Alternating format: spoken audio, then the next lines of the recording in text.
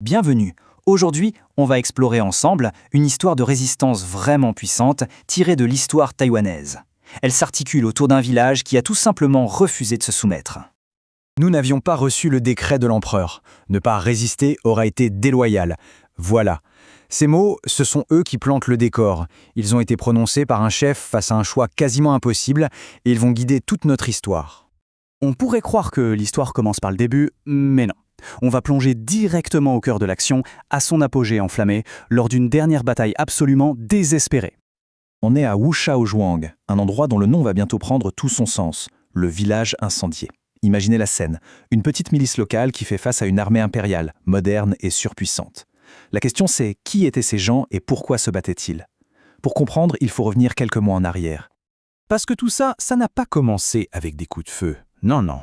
Le conflit a démarré bien loin de là, avec un simple trait de plume. Alors, regardons la chronologie. Tout va très très vite. La première guerre sino-japonaise se termine en 1895. En avril, le traité de Shimonoseki est signé. Et à peine 2 mois plus tard, en juin, Taïwan est cédé au Japon. Pour les habitants, cette décision prise sans eux à des centaines de kilomètres, c'est une véritable trahison qui va déclencher une immense vague de résistance. Il faut bien comprendre que pour les gens sur place, ce n'était pas juste de la politique. C'était personnel. Une trahison qui a poussé beaucoup de monde à prendre les armes. Et parmi les plus déterminés, il y avait une communauté bien particulière dans le sud, les Aka des Liudu. Alors, qui étaient-ils exactement, ces gens qui ont osé défier un empire? Les Liudui, ou C'est enceinte, ce n'est pas juste un nom sur une carte, c'est bien plus que ça. C'était une sorte d'alliance de villages Aka, une confédération de défense civile née d'un besoin de se protéger mutuellement. Et leur histoire d'autonomie ne date pas d'hier. Cette milice volontaire s'est formée dès 1721. Elle a évolué, mais en 1895, face à la menace japonaise, elle est réactivée. C'était une communauté qui avait l'habitude de se défendre elle-même, quand le pouvoir central ne pouvait pas ou ne voulait pas le faire. Maintenant, allons au cœur du conflit. On va se pencher sur 2 engagements qui ont été absolument déterminants. La première grande bataille a lieu à Buissielou. Et ce qui est fou, c'est que le centre de la défense, c'était la maison fortifiée du commandant local lui-même, Xiao Guangming, un lieu d'apprentissage qui a été transformé en forteresse. Malgré un courage incroyable, les défenseurs de Buelo ont fini par être submergés par la puissance de feu japonaise. Mais ce n'était pas fini. Les survivants se sont repliés, préparant le terrain pour un ultime combat à Wushaozhuang, mené par leur grand commandant. Et à la tête de cette dernière résistance, on trouve une figure incroyable, Qiu Fenyang. Il a 66 ans. C'est un âge où la plupart des gens sont à la retraite. Mais lui, il est là pour guider son peuple dans son heure la plus sombre. Et là, quand on regarde les chiffres, on comprend l'ampleur du défi. C'est David contre Goliath. La milice des Liuduai, c'est environ 3000 combattants. En face, l'armée impériale japonaise, c'est près de 10 000 soldats, modernes et suréquipés.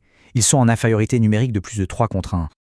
Donc, pour résumer, on a vraiment 2 phases. À Biailou, avec Xiao Guangming, c'était une défense stratégique, fortifiée, qui se termine par une retraite. À Wushaozhuang, avec Qiu Fengyan, c'est différent. C'est le dernier barreau d'honneur, un combat désespéré, qui se termine avec le village entièrement brûlé. La bataille est peut-être perdue sur le plan militaire, mais l'histoire, elle, est très loin d'être terminée.